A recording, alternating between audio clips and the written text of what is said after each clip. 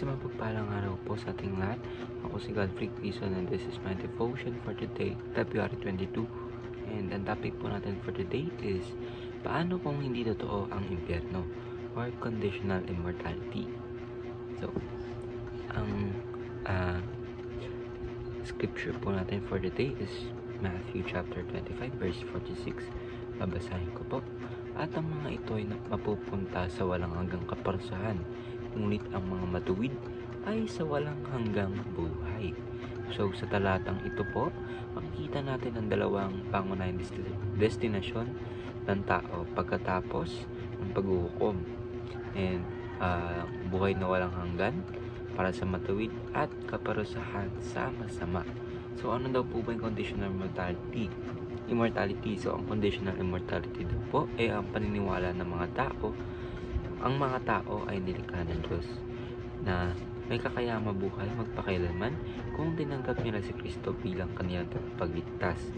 So sa pananaw na po ito na ang mga hindi na mananampalataya ay hindi makakaranas ng walang hanggang paghihirap, kundi mawawala o maglalaho na lang sa kamatayan o sa huling paghukom. So, punta naman po tayo sa ating ating teachings na punta naman po tayo sa ating mga teachings ngayon for today is dalawang destinasyon. So, ano daw po yung dalawang destinasyon? Kaligayahan o kapahamakan. So, may dalawang tiyak daw po na hantungan ng tao, walang hanggang buhay sa piling ng Diyos o walang hanggang kaparusahan na maaaring pagdurusa or pagkawala. So, depende daw po sa pananaw nila sa impyerno. So, meron daw po rin tayong dalawang uring ng eternidad or dalawang uri ng eternal life is buhay o kamatayan. So, ayon sa conditional immortality is ang mga sumasampalataya kay Kristo ay magkakaroon ng walang hanggang buhay. Samantalang ang mga hindi tumatanggap kay Kristo ay hindi mabubuhay magpakailanman, kundi mawawala o lilipulin. And dalawa din daw po ang dalawang uri ng muling pagkabuhay. So, para sa mananampalataya at hindi mananampalataya. So, ang lahat ng tao daw po ay muling mabubuhay sa huling araw. Ngunit ang mga sumasampalataya ay tatanggap ng buhay ng walang hanggan, samantalang ang hindi sumasampalataya ay makakaranas ng kahihiyan at kapahamakan. Ang application naman po natin ngayon for today is maghanda para sa pinakamasama.